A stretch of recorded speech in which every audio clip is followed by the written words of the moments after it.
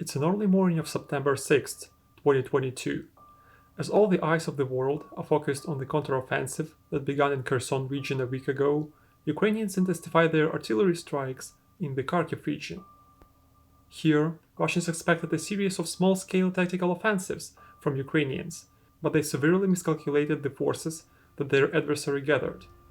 Maintaining their primary focus on Kherson region, Russian higher military command made a strategic blunder, and Ukrainians are about to use it to inflict one of the most humiliating and significant defeats on their enemy since the beginning of the Russian invasion of Ukraine. In the past months, Alexander Syrsky, the commander of Ukrainian ground forces and the brain behind the operation, slowly but consistently gathered a formidable force in the Kharkiv region. Between Zmiev and Andriivka, Ukrainians concentrate 25th Airborne, 80th Air Assault, 92nd, and 20th Separate Motorized Battalion of 93rd Mechanized, and parts of 3rd and 4th Tank Brigades, with the 80th being famed defenders of Kyiv, as well as 92nd and 93rd, battle-hardened defenders of Kharkiv and Sumy regions respectively. Syrsky knows that he can rely on them to deliver a first deadly blow to the enemy. These forces are shored up by the artillery group of the 10th Mountain Assault Brigade, International Legion, and Kraken Unit, an elite special operations regiment under the Defense Intelligence of Ukraine.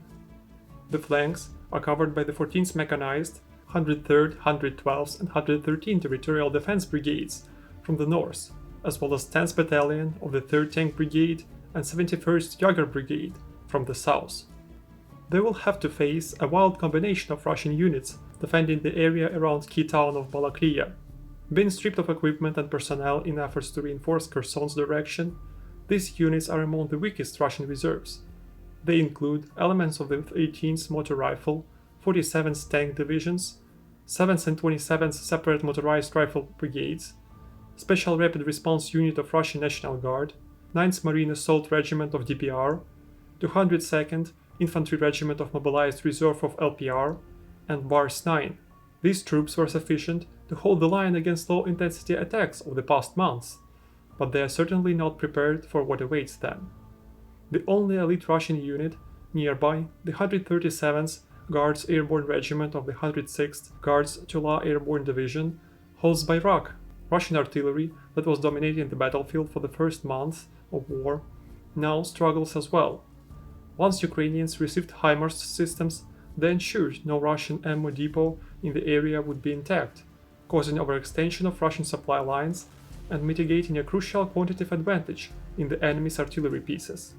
To the north of the main attack, Russians deployed the 36th Separate Motor Rifle Brigade, 59th Tank, and 254th, 488th Motor Rifle Regiments of the 144th Motor Rifle Division, as well as 288th Artillery Brigade to defend their supply hub in Shevchenkove. To the south, they take positions along Siversky Donets River. In the dense forest on the riverbank, they deploy parts of the 37th Motor Rifle, 5th Tank, and 14th Special Purpose Brigades, as well as 423rd Motor Rifle and 13th Tank Regiments of one of the most elite units in the Russian military, 4th Tank Division.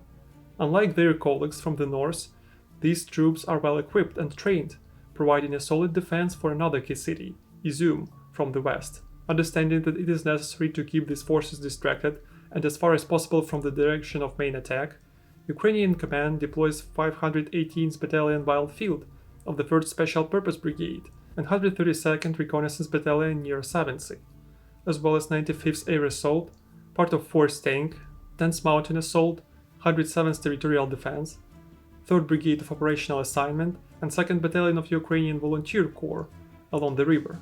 Elements of the 79th Air Assault, 81st Air Mobile, 104th Territorial Defense, 66th, 93rd, and 30th Mechanized Brigades serve the same purpose on the vast front to the south of Isium. They are supported by multiple smaller National Guard units such as Serhiy Kulchitsky Battalion, 15th Slovyansk Regiment, Azov, and volunteer formations such as Georgian Legion and Carpathian Sich 49th Infantry Battalion. Here, Russians for a long time tried to advance towards Barvinkove to encircle well-defended Slovyansk, so most of their seasoned forces in Kharkiv region are concentrated here.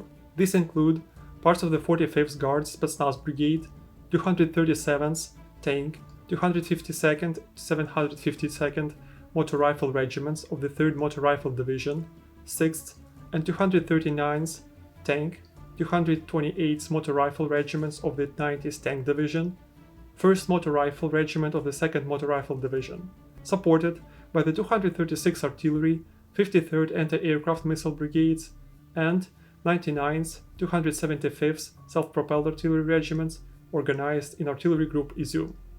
Deployment of these quite potent troops here, instead of reinforcing Balakliya's direction, is another mistake of the Russian command. Another key city, Lyman, is defended by parts of the quite capable 15th, 21st, 30th, 74th, 35th Separate Motor Rifle and 3rd Spetsnaz Brigades, dug in on the Siversky Donets river bank.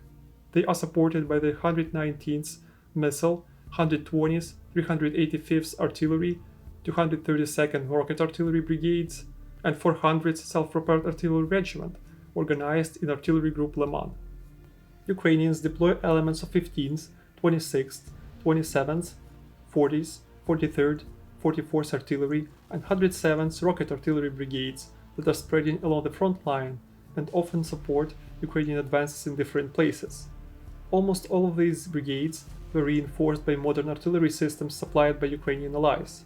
For example, the 26th now operates Polish Ashkrab, the 27th American HIMARS, the 43rd German Panzerhaubitze 2000, the 40th and 44th American M777 and British FH-70.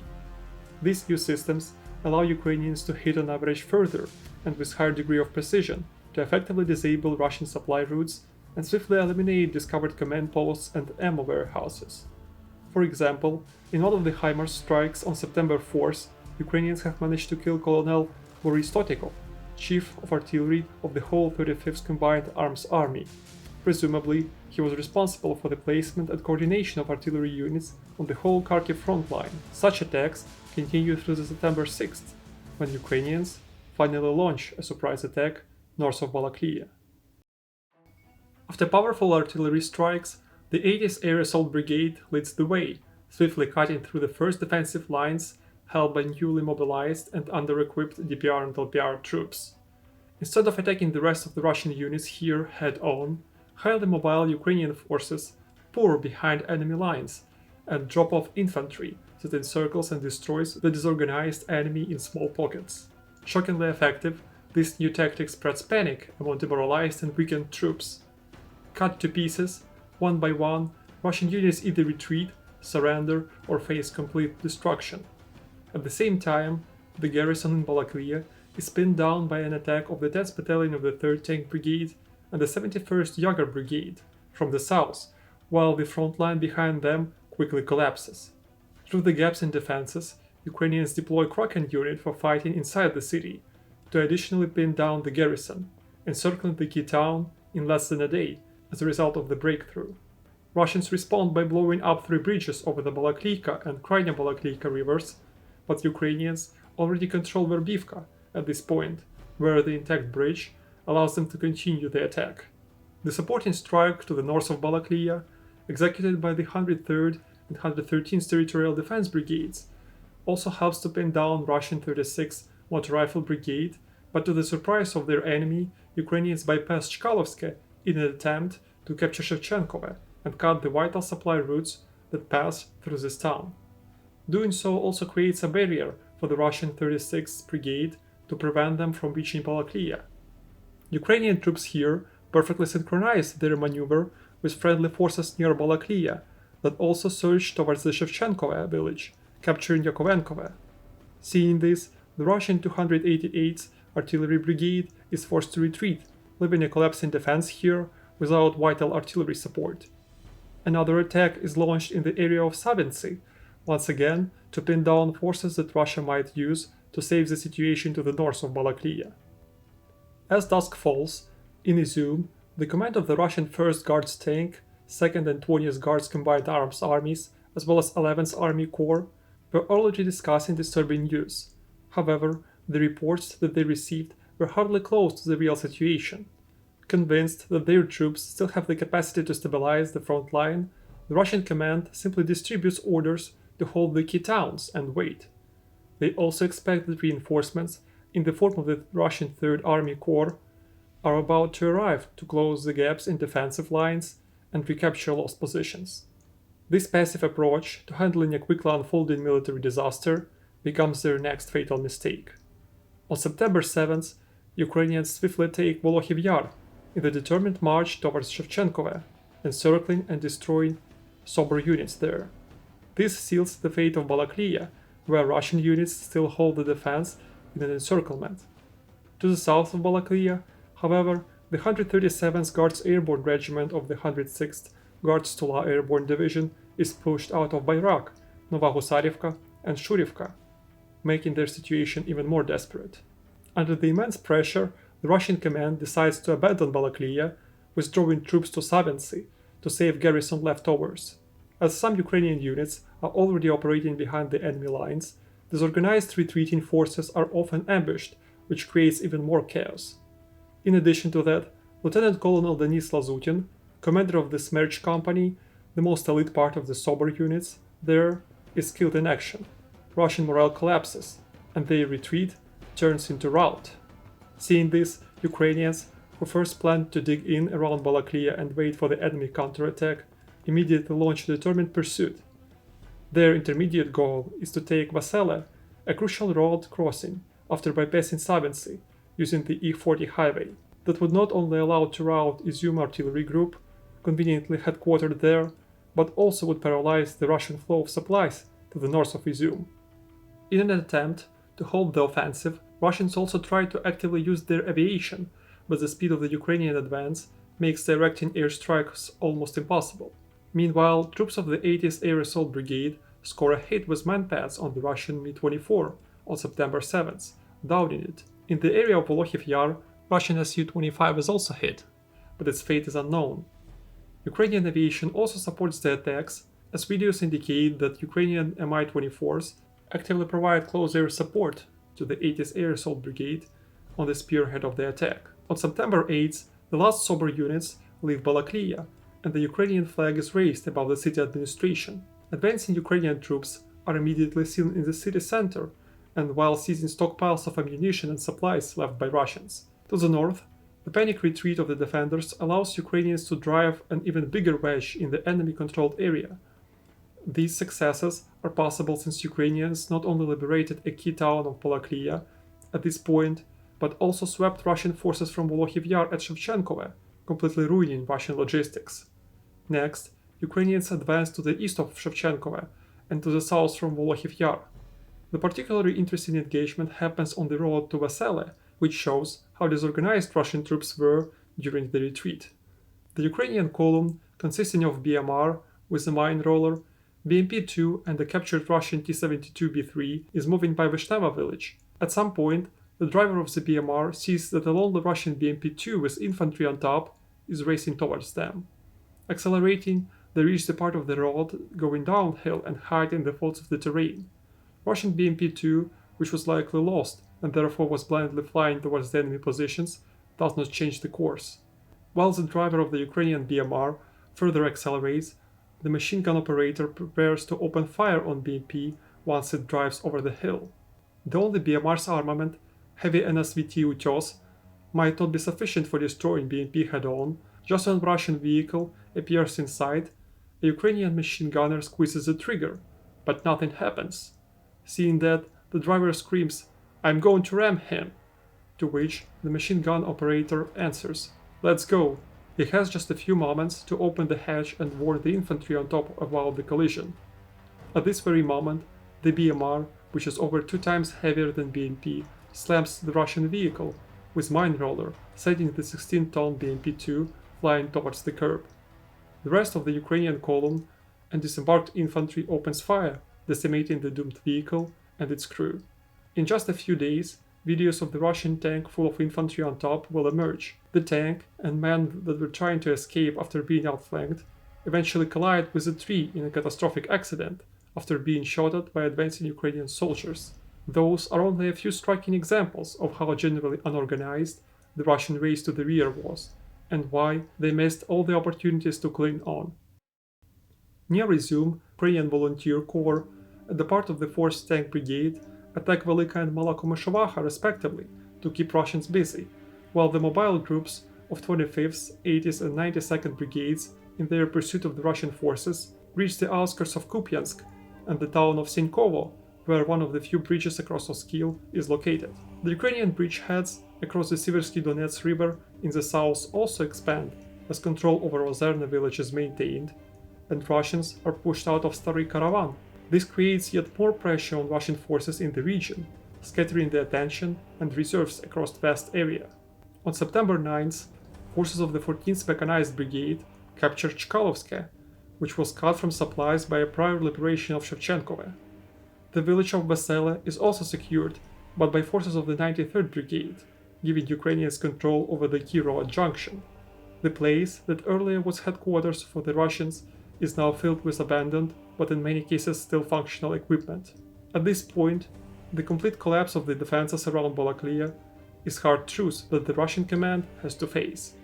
The 3rd Army Corps, which was their last hope, has no time to arrive in force due to fast pace of the Ukrainian advance. Its troops, gathered on volunteering bases across Russia, have little to no training, so engaged in a brutal combat against advancing enemy, they are overrun and suffer huge losses. Even Russian elite units, such as 1st Battalion of the 137th Guards Airborne Regiment of 106th Guards Tula Airborne Division, that was earlier pushed out of Bayrak, are chased down and ambushed by advancing Ukrainian troops. Surrounded, it first loses its commander, Lieutenant Colonel Pavel Krivov, and on September 9th completely ceases to exist under the Ukrainian onslaught, with all 157 paratroopers who have managed to escape Balakliya killed in action. Therefore, the initiative remains in the hands of the Ukrainian command, and they do not hesitate to make the next move. After the capture of Senkovo and establishing control over a few Russian supply lines, Ukrainians aim to further cripple the logistics around Isium.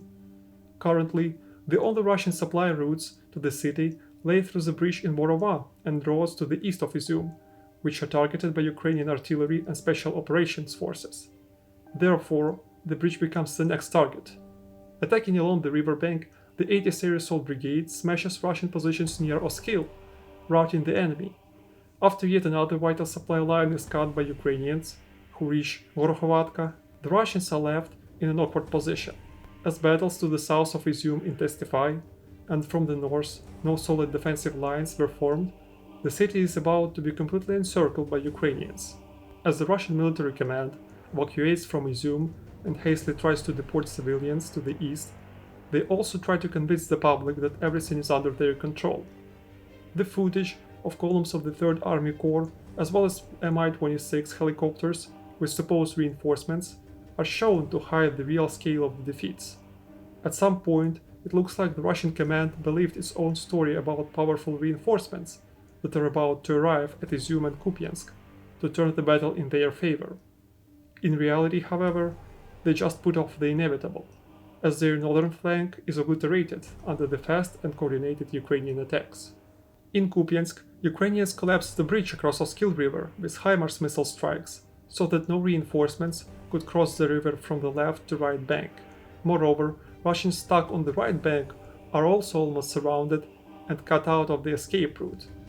Even the quick construction of the pontoon bridge does not relieve the situation, as too many Russian forces are trying to cross the river at once, and only in one direction. Under the cover of the night, the exhausted Kupiansk garrison, consisting of the units that have been on the run for the last few days, leaves most of their belongings and crosses the river. The same quiet withdrawal starts from positions around Isium. On the morning of September 10th, Ukrainians capture half of Kupiansk that was left by Russians and simultaneously advance to Isium from all directions, breaking through Russian southern defensive lines in Dovhenka and crossing the Siversky Donets River to the west. In these conditions, the Russian military command is forced to finally declare that they decided to regroup troops from the areas of Balakliya and Isium behind Oskil River to increase efforts on the Donetsk direction. Effectively, Russians admit their defeat and seek to at least hold on to one of the few natural defensive lines in the region to prevent even more territorial losses. This 3-day retreat, however, is more planned this time. Even though Ukrainians significantly enlarged their bridgehead near Lyman, the stubborn Russian defense here doesn't allow them to block the withdrawal. So Ukrainians mostly utilize long-range artillery to inflict losses on falling back enemy. Russians also leave mines as a delay in action, preventing Ukrainian pursuit that did cost them a lot of troops near Balakliya. Meanwhile, on September 10th, the troops of the 93rd Mechanized Brigade are the first ones to enter Isium, completely abandoned at this point. The triumph that a few saw as possible outcome of the offensive, if we take into account the number of elite Russian forces that were stationed around the city just a few days ago. Surprisingly, the retreat also begins to the north of Kharkiv. From the very first weeks of the invasion, Russians controlled a strip of villages along the border with a clear intention to renew a failed attempt to capture the city in the first days of the invasion. Held mostly by digging units of the 200s, 27th, 25th, 80th, and 138th separate motor rifle brigades, and 275th Motor Rifle Regiment of the 18th Motor Rifle Division, control over these villages also allowed Russians to indiscriminately attack Kharkiv with different types of field artillery.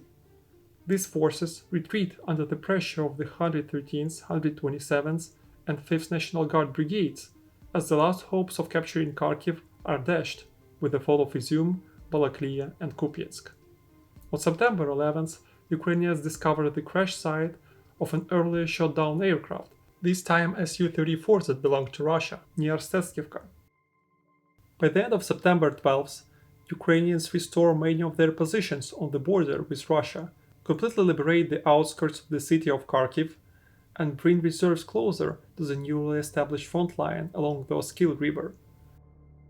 The liberation of Svyatogirsk also means that Ukrainians cross the Siversky Donets River, preparing to advance from the south. While citizens who were under occupation for over half of a year cheer Ukrainian troops and celebrate the liberation, the Ukrainian command already planning the second phase. They certainly did not expect such a fast breakthrough and the acquired content with how operation goes, but now Russians have a new advantage on their side.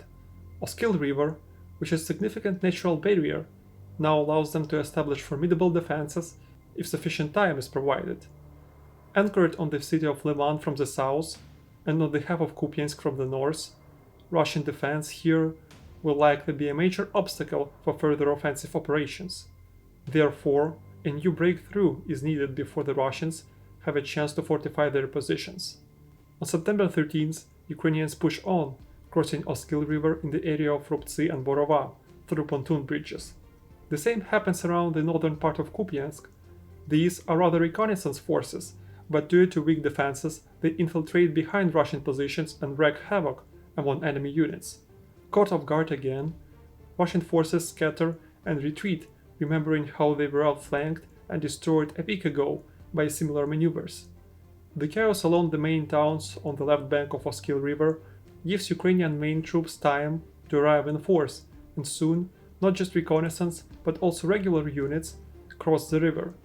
Concentrating near Kupiansk, Ukrainians rout disorganized leftovers of Russian garrisons.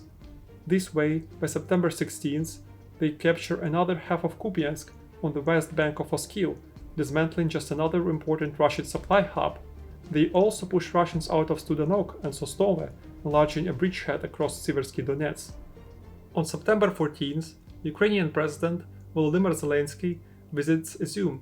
Even though the liberation of the city is a major success, he is shocked by the sheer amount of destruction. Over 80% of buildings are destroyed, and on the outskirts of the city, Ukrainians discover mass graves with at least 440 city residents buried there by Russians. Around Lyman, Russians resist stubbornly, but they are pushed away from the river bank by September 19th, which served as the backbone of their defense for a long time. Currently, many regular units of the Russian army left the city, with the exception of the 503rd and 752nd Motorized Rifle Regiments, a detachment of the 3rd Guard Spetsnaz Brigade, and it is defended mostly by an assortment of different DPR and LPR forces, as well as Bars 16 and Bars 13, sub-battalion formations comprising of Russian reservists. Ukrainians, on the other hand, attacked with fresh troops of the 81st Air Mobile, 79th, 95th, and 66th Mechanized Brigades, who did not exhaust their resources during the first phase of the offensive. Unlike earlier, the heavy fighting raged here as Russians resist doggedly, even though control over the riverbank from Yarova and Ozerne allows Ukrainians to easily transfer mechanized troops across the river, right to the doorstep of Lyman. Seeing that the Russians are determined to hold the city at any cost, Ukrainians reallocate some of the forces to the north, probing Russian defenses near Drobesheve with forces of the 81st Air Mobile Brigade. They again meet stiff resistance. Therefore, the Ukrainian command decides to try a wild gamble and strike in the area of Rubtsi. They count on the fact that the river there becomes wider, so Russians might have a false sense of safety and consequently lower readiness.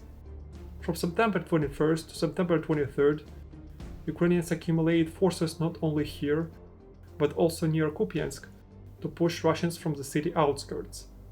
Both determined attacks start simultaneously with an intent to overwhelm Russian command. Near Lyman and Kupiansk, Ukrainians shot down two Su-34s, the destruction of both of which were captured on camera, a sign that even after advancing so far, Ukrainians maintain necessary anti-air assets to repel Russian aviation. If around Kupiansk, Ukrainian ferocious ground assaults are met with stiff resistance, to the north of Lyman, the situation is drastically different. The Ukrainian command is proven right, as the weak defenses near Rubtsi collapse under determined charge of mechanized forces. Pry opening the enemy line, Ukrainian troops swiftly push forward, reaching as far as Ridkodub. On the next day, the villages of Lozove, Rubtsi, Krymki, Alexandrivka and Beskirid-Kievsky are captured, signifying another major blow for the Lyman's garrison. Now, they are surrounded not only from the south and west, but also from the north. The number of available supply lines to the city decreases, as control over Ridkodub allows Ukrainians to cut one of the main roads to Lyman. The road from Kremenna becomes a place of frequent ambushes and artillery strikes as Ukrainians get closer and closer, further worsening garrison conditions. To the north, Ukrainians liberate Kupiansk-Vuzlovy, a town through which Russians used to supply their troops, as it is a major railroad crossing. On September 28, Ukrainian units that broke through Russian defenses in Lozova started their crushing advance to the south. Routing hastily gathered Russian reinforcements, they take Nove, Zelena Dolina, Shandrigolove, and Novoselivka by September 29th. Well defended from the west, but totally unprepared for an onslaught from the north, Drobesheve and Stavki fall on the next day. Russians also fall back from Yampil, decimated after days of ferocious fighting. At this point, only one road connects Lyman with Russian-controlled territory, but it's rather in grey zone due to artillery strikes and ambushes. Reconnaissance groups also probe the Russian positions in Terny, looking for a chance to isolate Zarishne, through which Lyman could also be supplied. Ukrainians also storm Kivsharivka, continue their assaults on town around Kupiansk to secure as much land as possible. As dusk falls, the Russian command decides to abandon Lyman and organize defenses in Torske, trying to hastily regroup overnight. However, their withdrawal continues to the morning of October 1st, when they suffer heavy casualties from Ukrainian artillery. The bridge across Zherebets River is blown up, either by Ukrainians or Russians. This, however, does not slow down the advance inside, since the river is already crossed from the south and in Terny. Exhausted Russian troops that nearly escaped the encirclement of Lyman further retreat, leaving Torske to the Ukrainians on October 2nd. The true scale of losses of the garrison is unknown, but by some accounts, only 75 out of 300 servicemen of the 752nd Motorized Rifle Regiment leave Lyman. The same ratio is likely true for the rest of the formations, and even can be higher for untrained Bars units that all were soon disbanded. On this day, near Lyman, Ukrainians also find another destroyed Russian Su-34 that was shot down earlier. The Russian southern flank, which was anchored on Lyman, totally collapses. Attacking from both Kupiansk and Beskirid-Kievsky, Ukrainians sweep Russians who took positions along the Roskil River with lightning speed, liberating Borova on October 3rd and controlling most of the river bank by October 4th. After that, Russians are forced to dig in to the east of Roskil, in many cases in open fields, which makes them more vulnerable to to future attacks. In conclusion, the Kharkiv counteroffensive became not just another Ukrainian success, but one of the most brilliant offensive operations of the 21st century. Starting from the feint with initial attack on Kherson, followed by a crushing assault in the least defended part of the front line, the Ukrainian command showed how supreme tactical and strategic decisions can overcome enormous odds on the battlefield and eventually lead to triumph.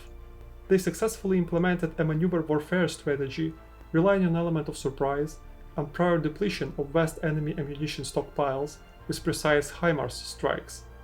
The unique conditions achieved made Russians face impossible odds once the main attack began, decimating not only ill-trained reservists and LDPR units, but also the seasoned professional army units.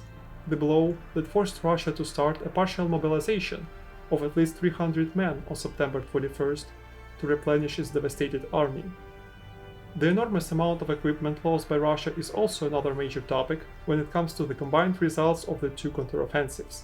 Between September 4th, when roughly both Kharkiv and Kherson counteroffensive began, and to November 11th, when the Kherson counteroffensive ended, Russia lost in total 457 tanks, out of which almost exactly half, or 216, were captured by Ukrainians in good condition.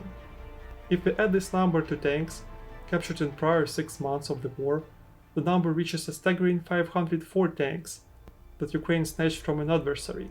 This far surpasses not just 320 tanks that Ukraine received from allies at this point, but also 347 tanks that were lost since the beginning of the war.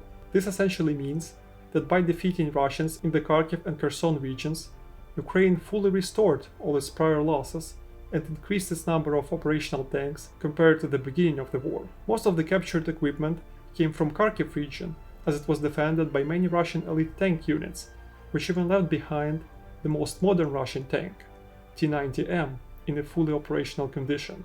Add to that the loss of 174 armored fighting vehicles, out of which Ukrainians captured 104, 593 infantry fighting vehicles, 254 captured, and 113 armored personnel carriers, 35 captured.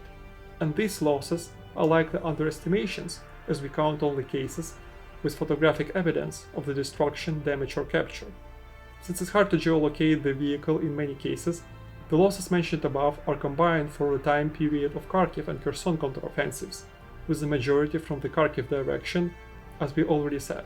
In contrast to the above numbers, the advancing Ukrainian military lost 95 tanks, 58 AFVs, 137 IFVs, and 81 APCs during the same time period, a price that is infinitely smaller than the lives lost for the liberation of over 12,000 square kilometers and 500 settlements from the Russian occupation. Up to this day, these numbers remain unknown and quite hard to estimate, but what is easy to see is that the world for a long time hasn't seen such a brilliant campaign, as well as Russia has not seen such a devastating defeat since the declaration of its sovereignty. Слава Україні! Слава Україні! Героям слава! Де якраз сучалка, ти що? Та ну на! А ви не встать? Іван слава сині гори, кривою окутні. Іван лицарі великі, Богом не забутні.